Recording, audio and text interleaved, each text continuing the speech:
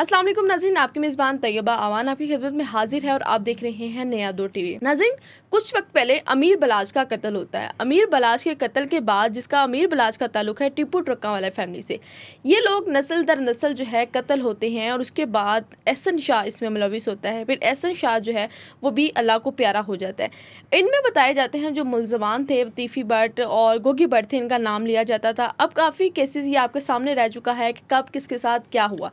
उसके बाद अगर हम बात करते हैं तो जावेद भट्ट साहब का कत्ल हो जाता है, जिसकी कोई पेशरफ्त सामने नहीं आ रही थी, जिसके बारे में कोई बात नहीं हो रही थी। ये कहा जाता था कि आरिफ भट्टी इसमें मुलविस है। आरिफ भट्टी शूटर्स को बिल्कुल आगाह कर रहा था किस टाइम कैसे सारा जो मुकदमा है वो आरिफ भट्टी के सर पर आता है, लेकिन आरिफ भट्टी ने अब गिरफ्तारी दे दी है। हमारे साथ senior crime reporter Mirza Ramzan Beg साहब मौजूद हैं, इनसे बात करते हैं। अस्सलाम वालेकुम। जी वालेकुम अस्सलाम। जी सर, कैसे हैं आप? मैं ठीक हूँ, आप खैरियत से? ठीक है अल्हम्दुलिल्लाह।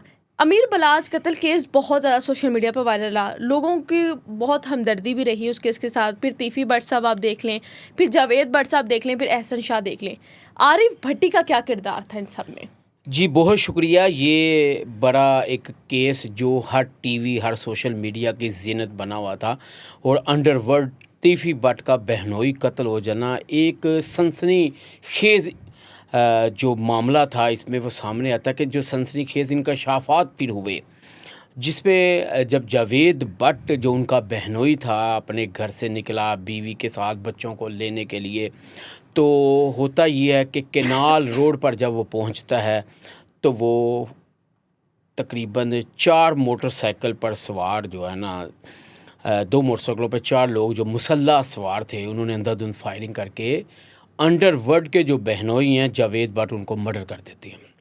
अच्छा, इसमें थोड़ा सा मैं आपको ये भी गाइड करूँ अपने नाज़रीन को। ये एक अरसा दराज से दुश्मनी चली आ रही थी टीपू ट्रक्का की, तीफ़ी भट्ट की। ठीक है, टीपू ट्रक्का वाला मर्डर हो गया, बाद में अमीर बलाज, उससे पहले उनका जो दादा था वो मर्डर हो गया। कहने का मकसद है कि ये अरसा दराज से दुश्मनी चलती आ रही थी, उसके बाद अमीर मौसम ने इस दुश्मनी को फिर आगे बढ़ाया और वो मीर जो बलाज था वो बाकायदा तौर पर वो जो वालिद के बाद उसने सीट संभाली थी। ठीक है ना, तो अब चूँकि ये मामला काफ़ी अरसे से चल रहा था, 30-35 सालों से, तो जब इसमें नया चीज़ सामने आती है जावेद भट्ट का मर्डर, तो जावेद भट्ट के मर्डर में फिर अमीर जो फ़तेह है उसका नाम आता है, फिर कैसर भट्ट जो है उसका नाम आता है, और इसमें आरिफ भट्टी हम मशवरा जो शूटरों को साथ लेकर और पूरी तरह गाइड करते रहे, उस वकूए पर लेकर जाने वाला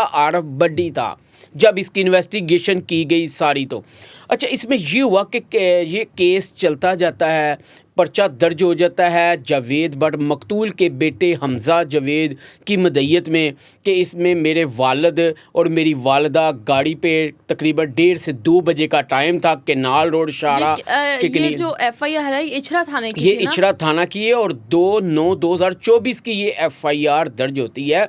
और ये शाह जमाल इशारे से थोड़ा सा पीछे कह सकते हैं, वहाँ पर ये केनाल रोड के मेन ऊपर जो मर्डर हो जाता है जावेद का। 2 साल बाद आरिफ भट्टी ने अपनी गिरफ्तारी दी है। अच्छा, इसमें गिरफ्तारी देने का मकसद ये है कि वो सबसे पहले उसने आज जाके अबूरी ज़मानत करवाई। हम इसको कह सकते हैं कि जब उसने बुरी ज़मानत करवाई है और उस पर ऊपर प्रेशर बहुत ज़्यादा था, इतना ज़्यादा अरसे तो मफरूर था वो, अब मफरूरी वो काट रहा था। जब इससे पहले वो DSP थे कमर बास इन्वेस्टिगेशन ऑफिसर, वो परसू करते रहे, फिर ASP आ गई मैडम बरीरा, उन्होंने फिर प्रेशर डाला अपनी टीम के हमरा, अपने इंचार्ज के हमरा, इसकी वालिदा इसके बीवी बच्चों पर प्रेशर डाला, तो मजबूर हो के फिर 2 साल के बाद के अरसे से आरिफ भट्टी ने अबूरी ज़मानत करवाने के बाद ASP के पास शामिल तफ्तीश हो जाता है कि आप मेरी तफ्तीश करें, मैं ये बुरी ज़मानत करवा के आपके सामने पेश हो गया हूँ।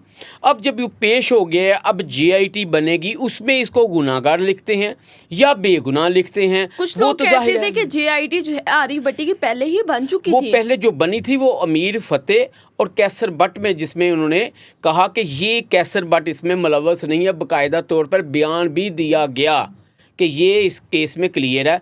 जिसके बाद अमीर फ़तेह और उसका जो भाई है मसब, उनके दरमियान अरसा दराज से ये चलता रहा कि ये दोनों भाई इसमें इन्वॉल्व है। और तीसरा जो इनका ड्राइवर था, इसका नाम है आरव भट्टी, जिसने अब ये शामिल तफ्तीश जो पेश हुआ है, ये मसब का ड्राइवर था, अमीर मसब का ड्राइवर था, जो कि बाद में इसमें फरार हो गया था, मुलविस रहा इस कत्ल के जावेद, ठीक है। और ये मशवरे में शामिल था। उनको भी 109 में चलान किया गया, मीर फतेह को भी 109 में चलान किया गया, और अब इसको भी 109 में किया जाएगा, ठीक है। अब ये केस जाहिर सी बात है कि ऊपर हाई लेवल तक कि इसके कातलों को पकड़ें, जावेद भट्ट के, वो तो क्लियर हो गए। उन्होंने 109 में अपना जो है चलान उनका जमा हो गया, मीर फतेह का और मीर मसब का। जबकि FIR में कैसर भट्ट और अमीर फतेह 2 नामजद मुलज़म और 2 नामालूम थे, जिसमें एक आरफ भट्टी, ठीक है, और एक इनका शूटर जो सारा वक़्वा जिसने मर्डर किया और वहाँ से चला गया। अच्छा, ये दुश्मनी की एक बात हमारे ना, क्योंकि CCPO, IG, DIG तक ये गर्दिश करती रहती थी कि भाई इसको आरफ भट्टी को पकड़ने के लिए मसब के डेरे पर इतने के छापे मारे गए, आपकी सोच हो सकती है कितने अंदाजन? बहुत ज्यादा 2 साल में काफी छापे पड़े हैं, 40-50 तकरीबन कह सकते हैं हम के 20-25 छापे जो है ना वहाँ पर पड़े, और उनको इसी को ढूंढते रहे। जब ये छापे पड़ते थे तो वहाँ से गिरफ्तार कौन होता था? वहाँ पे मुलाजिम जो बेचारे जो वहाँ पर मौजूद होते थे, जो उनके डेरे पर नहीं, वो तो जाहिर उनकी मुलाजमत थी। असल गुनाहगार तो ये मफरूर था, वो मफरूर थे जो मीर मसब और फतेह वो थे। अब कहने का मकसद है कि पुलिस का काम था वहाँ से इसको तलाश करना। आरफ भट्टी जो मिल नहीं रहा था, जिसके लिए पुलिस एक तरह से पागल हुई थी। आप मुझे ये बताइएगा कि 2 साल के अरसे में हमारी पंजाब पुलिस बहुत अच्छा काम कर रही है। जैसे कि आपको पता है इचरे में इचरा पुलिस तो बहुत ज़्यादा एक्टिव है, क्योंकि इचरे के ऐसे इंसिडेंट्स हुए हैं जो कि आपने देखा है कि 2-4 घंटे में उनका फैसला सुनाया दिया जाता है। जैसे कि गोल्ड चोरी हो गया लतीफ़ प्लाजे से, उसके बाद कुछ टाइम बाद जो है वो शेख साहब पकड़े जाते हैं, गिरफ्तार हो जाते हैं। फिर वालदा ने बच्चों के गले काट दिए और वो रात तक DSP साहब ने पता करवा लिया कि जी असल जो है वो कौन था, कातिल कौन थी, और ये सब चीज़ें आ गई। अब ये देखें कि 2 साल में इचरा केस का ये चीज़ अभी तक फाइनली नहीं हुई थी कि 2 साल में पता लगवाया जा सके कि आरिफ भट्टी कहाँ है, तो इसमें गफलत किस चीज़ की थी? देखिए जी, आरिफ भट्टी तो अंडरग्राउंड हुआ था। अब मैं एक मिसाल देता हूँ, जितना ये हाइप क्रिएट कर चुका था जावेद भट्ट कत्ल केस में, शायद किसी में हो।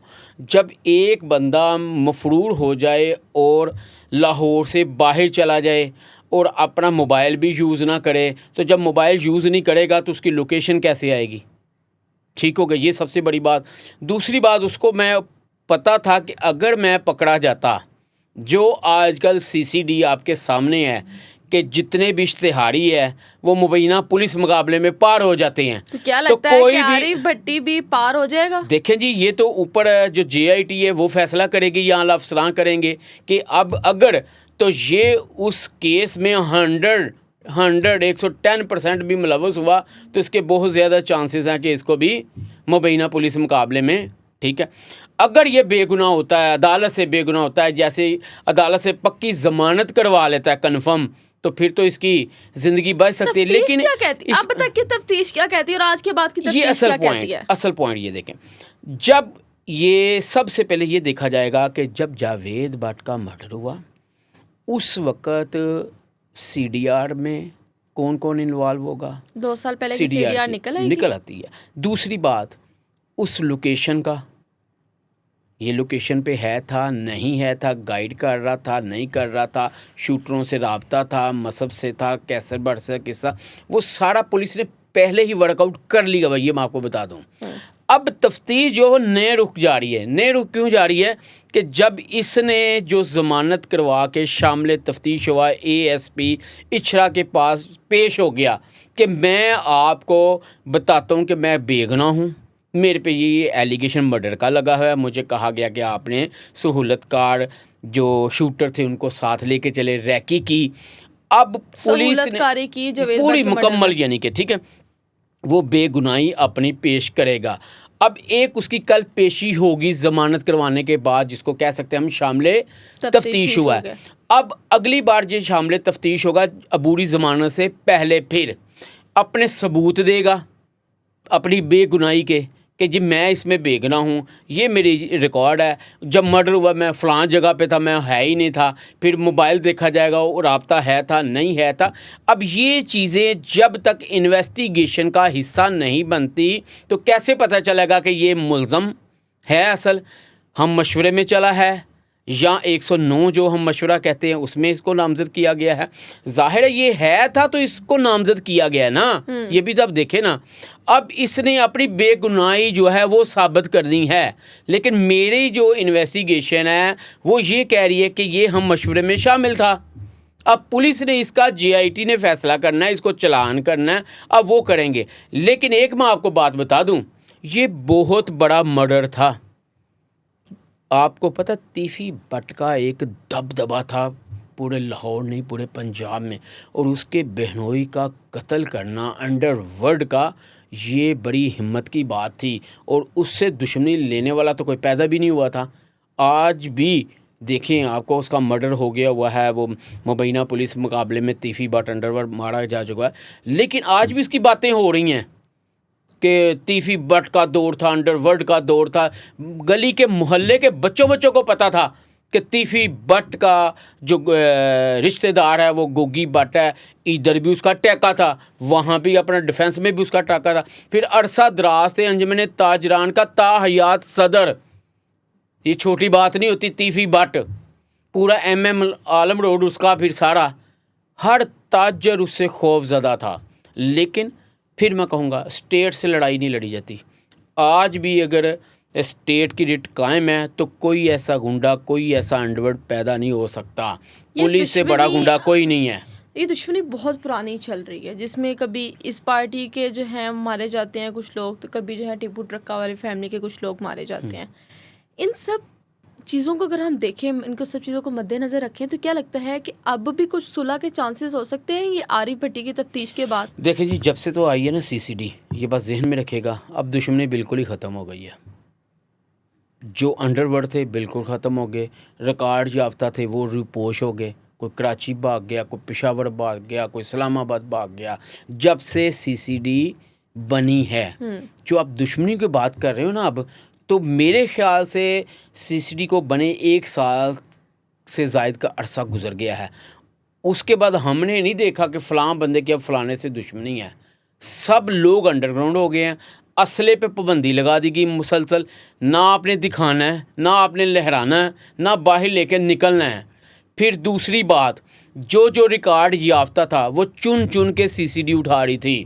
मनशियात फरोश रिकॉर्ड याफ्ता उनको भी चुन चुन के उठा रही थी, और अभी तक डकैत चोर सामने नहीं आ रहे। लाहौर में आपको देखा होगा कि CCD के आने से क्राइम काफ़ी नीचे आ गए। दुश्मनियाँ थी, जो कत्ल हो रहे थे, जहाँ 800 कत्ल होता था ना, अब वो 500 पे आ गया। 300 की कमी हुई है। जहाँ पे 100-150 मोटरसाइकिल चोरी होती थी, अब 25-30 होती है। जहाँ पर 300 मर्डर की मिर्जा रमजान बेग साहब, आपको कितना अर्सा होगा रिपोर्टिंग करते? मुझे 23-24 साल होने लगे। 23-24 साल हो गए। 23-24 साल में आपने देखा होगा कि अमीर बलाज फैमिली का, टीपू ट्रक्का वाली फैमिली का दबदबा कितना रहा है। फिर गोगी भट्ट और तीफी भट्ट की जानिब से इन दोनों फैमिलीज़ की आपस में कितनी दुश्मनी रह चुकी है, कितने लोग कत्ल हो चुके। लेकिन 23 साल के अरसे में आपको कभी लगा कि क्या ये दोनों पार्टीज़ की आपस में सुलह हो सकती है, या अब किसी का कोई नहीं मारा जाएगा? देखें जी, ये मैं 23 सालों से रिपोर्टिंग कर रहा हूँ, मैं दावे से ये कह सकता हूँ कि ये कहता था मैं चौधरी हूँ, वो कहता था मैं चौधरी हूँ। तो आप किसको चौधरी समझते थे? देखें जी, मेरी बात सुने। अब जो अपने इलाके में चाहे वो छोटा बदमाश होगा ना, तो वो अपने आप को चौधरी कहेगा, चाहे वो अंडरवर्ल्ड तीफी क्यों ना हो। इसी तरह तीफी समझता था कि मैं पूरे लाहौर नहीं पंजाब का अंडरवर्ल्ड डॉन हूँ। इसी तरह टीपू ट्रक्का वाला कहता था, जिसको मर्डर करवा दिया एयरपोर्ट के बाहर निकलते हुए, ठीक है ना। हमदर्दियाँ टीपू ट्रक्का वाले फैमिली की तरफ बहुत ज़्यादा वो इसलिए हुई हैं कि जब बलाज मर्डर हुआ है ना, उसके बाद हमदर्दियाँ हुई हैं, उससे पहले हमदर्दियाँ नहीं थी। इसकी क्या वजह समझते हैं कि बलाज के कत्ल के बाद आवाम की, ऑडियंस की, व्यूवर्स की सारी इंस्ट्रक्शंस वजह ये बनी थी आवाम और ऑडियंस की, जो आपने बात की है ना। मीर बलाज किसी को कुछ नहीं कहता था, नजायज़ किसी को तंग नहीं करता था, वो अपने डेरे पे अपनी कुर्सी अपने बाप की संभाल के बैठा हुआ था। वो यहाँ तक का जो इधर उधर के जो है थे ना डॉन, उनको इकट्ठा करने की कोशिश कर रहा था। वो किसी से बदला नहीं ले रहा था।